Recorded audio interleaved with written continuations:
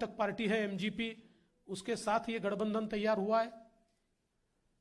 तृणमूल कांग्रेस के आने के बाद जिस प्रकार की राजनीति टीएमसी ने की, गोवा ने उस राजनीति को पहले ही नकार दिया।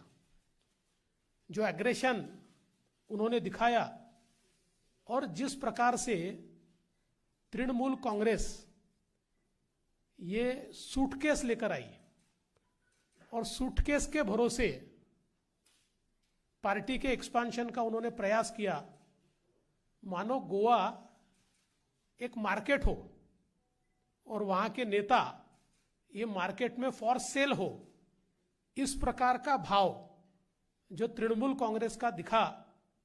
और फिर कांग्रेस के कई नेता, अलग अलग नेताओं को जिस प्रकार से उन्होंने लिया, और वहां की बातें अगर सुनी जाए तो लोग तो कहते खरीदा, पर ठीक है, मैं ये कहना नहीं चाहता हूं, लेकिन बावजूद उसके अब लोगों के मन में तृणमूल कांग्रेस कोई भी कॉन्फिडेंस इंस्पायर नहीं करती, क्योंकि उसका जो स्टैंड रहा है तृणमूल कांग्रेस का, लोग ये समझते हैं कि इनका स्टैंड ये anti Hindu, anti national and anti democratic है।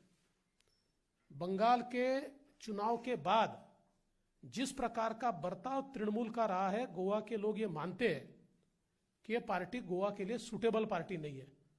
और दुर्दैव से गोवा की होम ग्रोन पार्टी जो है एमजीपी, इन्होंने उनके साथ अलायंस किया और इस अलायंस के कारण एमजीपी के केडर में इतना असंतोष है कि उनके जो नेता चुनाव लड़ने वाले थे, ऐसे कई नेताओं ने मना कर दिया। कुछ नेता और कई कार्यकर्ता भारतीय जनता पार्टी के साथ आए, क्योंकि पूर्व में एमजीपी बीजेपी के साथ रही है। तो ये सारे के सारे नेता ये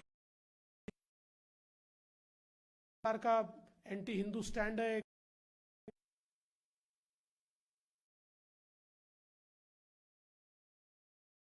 भारतीय जनता पार्टी में आए।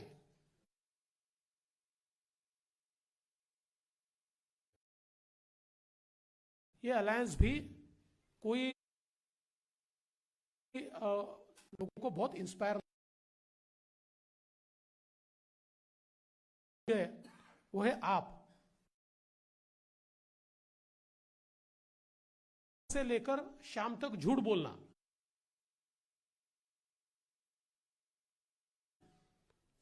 और झूठ की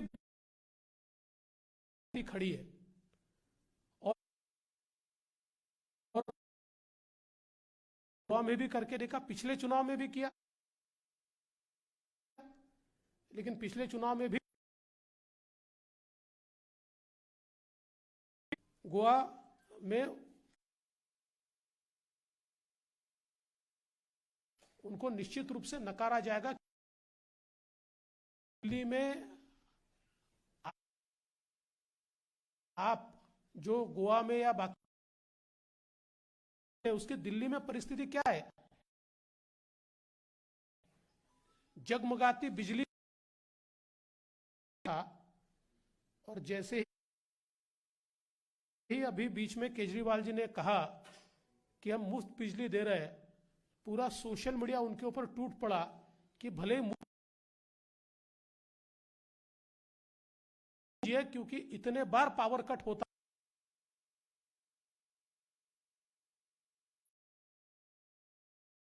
एक प्रकार से उसका मखौल बनाया। और लोगों ने यह भी कहा 200 के ऊपर 201 यूनिट हो गया, पता है कोई सब्सिडी मिलती नहीं है। और ये सारी चीजें लोगों के सामने है। दिल्ली में वाटर सप्लाई के संदर्भ में भी उन्होंने जो एक आश्वासन दिया था, अंत में मोदी जी की सरकार की योजना हर घर नल, उस योजना के माध्यम से आज यहां पर सारा काम जो है वो काम हो रहा है और लोगों के घर में जल पहुंच रहा है। ये कोई केजरीवाल जी की सरकार इसमें कोई बहुत बड़ा कंट्रीब्यूशन नहीं कर रही है। इतना ही नहीं, तो जिन मोहल्ला क्लिनिक के बारे में इतनी हाइप तैयार की गई थी एक तो जो उन्होंने खुद टारगेट कहा था 750 का, करीब 430 440 मोहल्ला क्लिनिक तैयार हो पाए। उसमें से भी मार्च 2020 में 200 मोहल्ला क्लिनिक बंद थे। और इतना ही नहीं, तो लोगों के भी ये ध्यान में आया कि जब कोरोना जैसी आपत्ति आती है तो मोहल्ला क्लिनिक किसी काम के नहीं है, वहां पर कोई भी मर्स की उस दवा नहीं है या कोई भी वहां पर इलाज मिलता नहीं है। तो कुल मिलाकर अगर हम देखें तो आप पार्टी ये गोवा में भी आकर अलग अलग प्रकार के आश्वासन दे रही है, लेकिन लोगों को उनका भी सत्य पता है। तो मुझे लगता नहीं है कि आपके बारे में भी लोगों के मन में कोई विश्वास है। भारतीय जनता पार्टी ने गोवा में स्टेबिलिटी दी है, स्थिरता दी है, और एक स्वर्णिम गोवा का एक सपना जो हमारे मनोहर पर्रिकर जी ने देखा था